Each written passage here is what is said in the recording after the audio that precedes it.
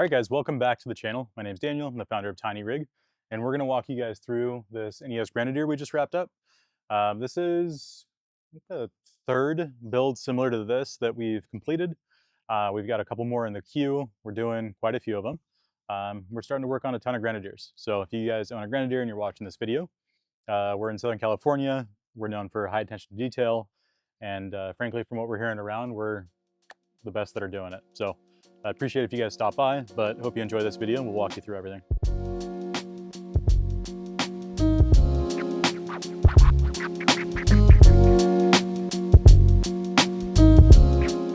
So overall, we have quite a bit done to this vehicle. Obviously, roof conversion and some accessories, an interior, and lots of electrical.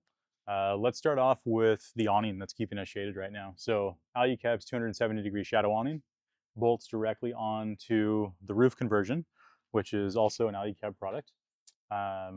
Roof conversion, we cut out the center of the vehicle and we allow for a pass-through so that you can climb in and out of the rooftop tent area. It sleeps too comfortably, and when folded up and collapsed, looks super low profile. So as far as the interior goes, now with a roof conversion, we have another video that's on our channel where you can see an interior that's basically not like this, right? That customer actually is going to order half of this interior for his vehicle, but in this one we have the full GP Factor kit. So on this side, you've got pass-through storage for long camp chairs, long items, additional storage to be able to access that same area from inside. You've got a large drawer over here, and this is plenty big to fit things like a Jetboil Genesis, large camp stoves, pots, pans, plenty of storage in there. Over here, you've got a flip down storage, which houses our water pump, water line, the bottom of that stove, as well as the connection for the propane for that stove that's up there. Now, in this particular vehicle, right, we've got options for doing a solid countertop and then also the stove option. In my personal vehicle, I'm going to keep things a little more simple and not do the water setup and the stove because I feel like it's simple enough for me to throw my camp stove up there if I need to cook inside or on this back door table over here. In this case, with the setup, if you're someone who's going to go ski out of it, if you're on the East Coast and you camp in cold weather, it is nice to be able to cook inside more often. We're pretty spoiled over here. I don't mind throwing a jacket on in the morning when it's 40, 50 out and doing it. But if you're camping in, sub 30 out in the snow, having that running water in there and whatnot is going to be really nice. So in, I guess, regards to the water, you've got two 8-gallon stainless steel water tanks up front. Those are baffled and sumped, so they're going to be able to, we'll call it, deplete that water evenly across both tanks. You have fill ports on both sides, and you can run filtered water in those guys so that you can have fresh drinking water in there and make your coffee in the morning. Additionally, we've got the cushions, right? So trying to get this to be as refined as possible. These cushions are super thick, much thicker than the prototype version that I had. Just more comfortable inside. Overall, like the color that was selected, the cushions and whatnot, all of that stuff lends itself really well to the original colors of the vehicle's interior. So really cool, kind of keeping tribute to the original manufacturer. Over here, we've added an additional USB-C port. So those are high fast charging ports right there that you can plug in, dump your phone right here. This is traditionally used as a little bit of a spice rack. You can use it for whatever you want. Like I've thrown sunscreen in there, bug spray, just things that I need quickly. But having those extra ports up there is always going to be nice because drop your phone right there and have some charging. Back door, we've got the GP Factor stainless steel table, food grade stainless steel. We've been using these tables on campers for 5 years. Super, super well built, and they don't rattle while you're driving, which is really nice.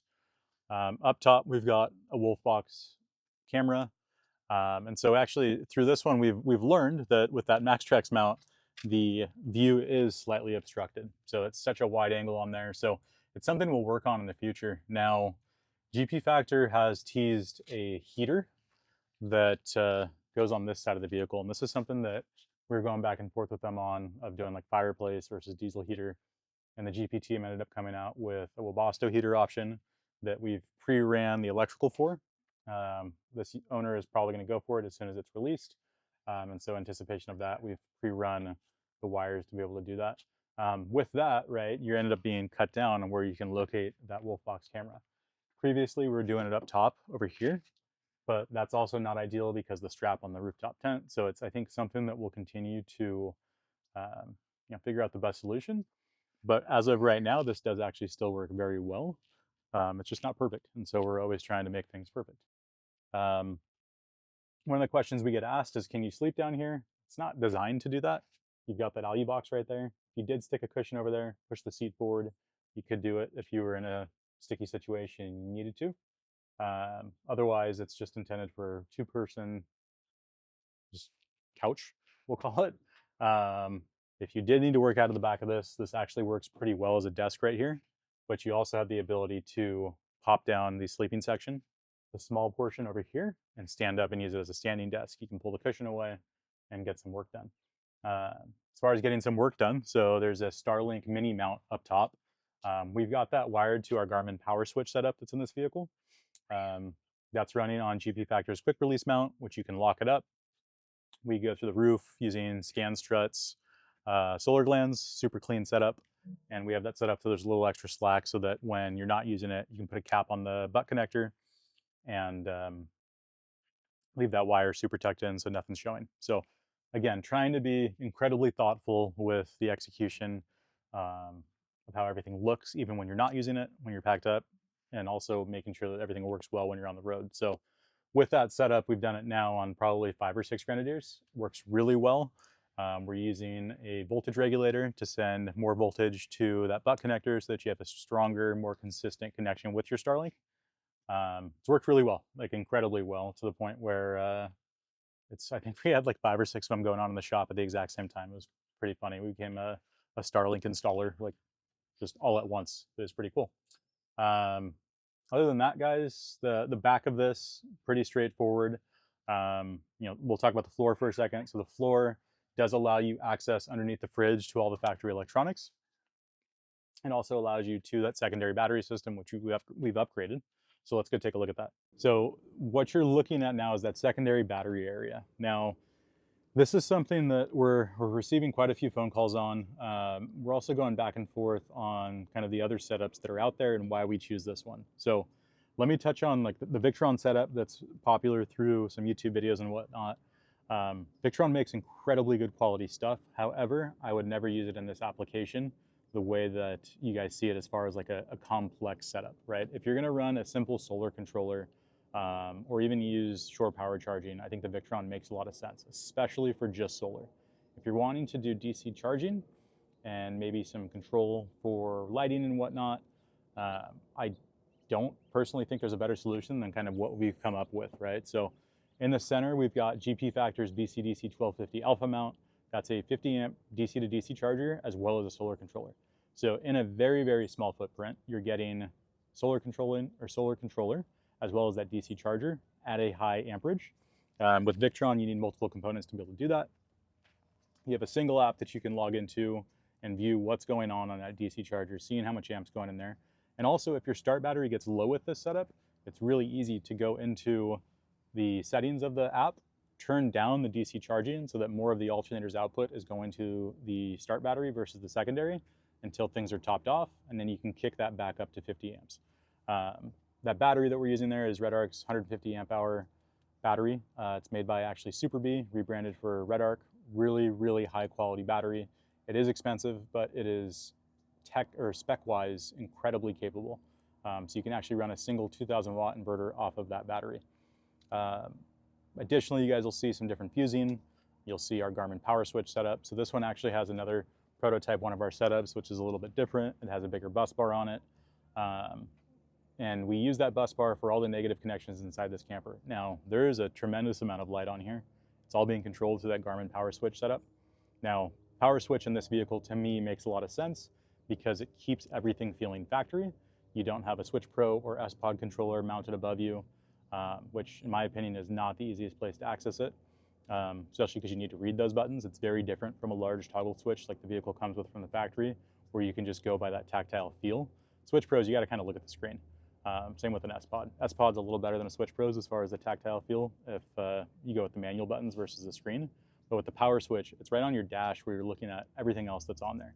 Keeps it factory, you don't have to run extra wires, you don't need to route anything else, and we put it all on a simple bracket. And this, again, is something that I've taken a couple phone calls over the last couple of weeks going over customers, kind of the different options that exist with the vehicle.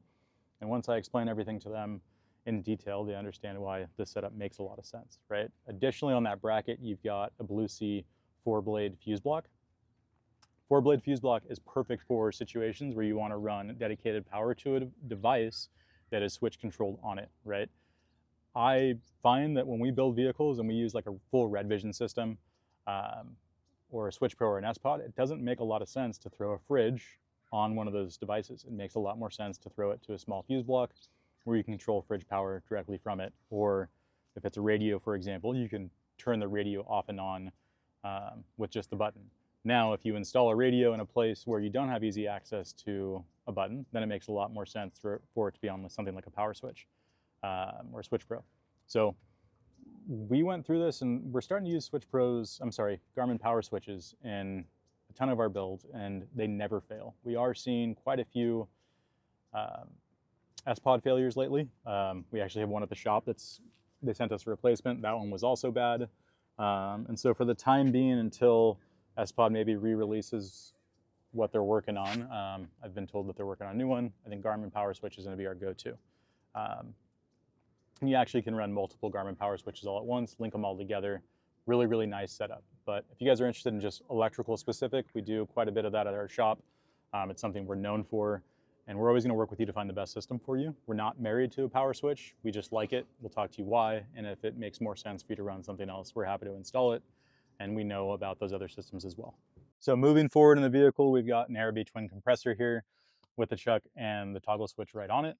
That's all wired to the secondary battery in this vehicle. We are actually working on our own setup that's going to, I think, make a lot of people happy, as far as it's going to have the capability to air down and air up. So you guys can keep a lookout for that on our website. We're very close to having that finished. Quite different than this, but I think it's going to add a lot of functionality and make the end user experience pretty dang nice when you're out on the trail. So for rock sliders on this one, we have Buzz Overland's slider. Also works pretty well as a step, made of stainless steel, so that once you start wearing it down, when you're using it on the trail, it's not going to build up rust over time. You can rattle can that black spray paint over it, never really have the need to pull it off, get it sandblasted. Really, really good option. While we're down here, we'll talk about wheels and tires. So you guys can see we've got some methods on here. Those are the bead grip technology. We're also using that typical Mickey Thompson Baja Boss tire that we tend to use on a lot of our Grenadier builds. It just fits it really well. We've got Power Brakes Big Brake Kit on there. So that's the gray color. And for this particular wheel setup, we did need to use the spacer that comes with it. That's to get that clearance away. You guys can probably see it's super tight in there. And so depending on the design of the wheel, even if you run a 17, you still may need that spacer. Again, just based on offset and kind of the design of that spoke pattern. Behind the wheel and tire, we've got our suspension setup. So this truck is getting King adjustable shocks front and rear, as well as the IPOC Euro spec coil setup. Same exact setup that I ran on our shop Grenadier. We've been doing this now on quite a few vehicles for a long period of time. Suspension on a Grenadier is something that our techs are trained really well to do. We know the proper precautions that need to be taken place, disconnecting the drive shaft, making sure that it doesn't flop down, tear any boots, and then once we complete the install, we test drive everything extremely thoroughly. We inspect everything once more to make sure that no grease is anywhere. But again, if you are a Grenadier owner and you're watching this video, please know that people do have boot failures, even with stock height vehicles. So it's just something that you guys need to keep an eye on with having a brand new vehicle that has not been out for very long. And I think we're going to continue to see little issues that creep up here and there as more and more end users put mileage on their vehicles. So something to keep in mind. While we're up front, let's go. We've got GP Factor's bull bar up here. So this is something that we're doing on almost every Grenadier that we do. We've got this cool clamp here for his Midland radio. This is not an antenna that I would prefer to run on mine. However, the owner does like it with his Midland setup. So we've got this mount here that works really well with the GP setup. We've drilled out, repainted, and allowed that wire to pass through the grill super cleanly. XL80Rs, those are Baja Designs XL80 in the round pattern.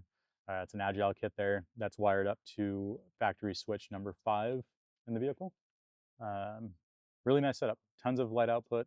It definitely improves things over the factory off-road lights. So we're at a county park here in Huntington Beach, and we keep getting stopped. So this video could end up being a little choppy. Keep moving our way back. So the Alu-Cab 270 awning, you guys can see that side profile of it now, but we've also got Baja Designs S1 lights here. And so that can be used as a ditch light or rotated as a camp light. Where it's positioned right now, it's a fantastic ditch light. It's hitting the sections that the XL80 cuts off at. And that light is actually brighter than an S2, has more output than it, just a different spread. But we've got a amber lens cover on the clear diffuse pattern. The wiring for this, I think the next one we do, we'll probably do those solar glands and just run the wire straight through the inside of the roof conversion. In this case, we've secured it in the track or the gutter over here, and we're passing it through factory grommet location. I don't think I touched on the jerry can holders. So we've got 2 on each side of the vehicle. This side is going to be additional water. So he's actually got, we got 26 gallons of water on this vehicle, which is absolutely insane, but great if you're doing super long trips. He's also got an extra 10 gallons of fuel on that side, which is where the fuel filler is. There's the logic behind that. And then moving our way back, we've got another S1 light, and that's kind of working like a reverse ditch light / camp light, right? So the area under this awning is going to be well lit at night, but also when you're backing up, use it as a chase light, right? A lot of function in that area. And again, because they're on brackets and whatnot, you can swivel them, find the sweet spot for what you want. And then down below, we've got S2s. Those are mounted down low. Another good dust light with that Garmin Powerswitch. You can throw them on the strobe mode. You can pre-program buttons in there to be in strobe mode immediately when you press the button, which is really cool. We've got 2 KC rock lights down there in red that are also on the power switch. It's going to be hard to get on camera. And then every wheel well has a clear white KC highlight cyclone rock light in there. And then we've got one midway in the vehicle underneath the rock sliders. So lots of lighting in this vehicle. One of the points that Noah made is with everything all wrapped up, closed up, it looks pretty modest. Obviously looks great. I'm not a huge fan of mounting stuff on the side of the vehicle. In this case, there's not too many places to do it. And so if you are doing a long trip and you're building this for world travel, going down to Argentina or something like that, really solid setup with the amount of fuel and extra water it has. If you guys need any work to your vehicle and you own a Grenadier or you own another type of vehicle, we do fantastic quality work. I mean that very sincerely, very genuinely. Come by the shop, see the work for yourself in person. We're happy to walk you through it. You can talk to our installers, see the work that they're doing in person. I frankly don't think there's another shop out there right now that's doing the level of work that we're doing on the West Coast. It's very sincere. Hope you guys enjoyed watching the video, and we'll see you guys in that next one.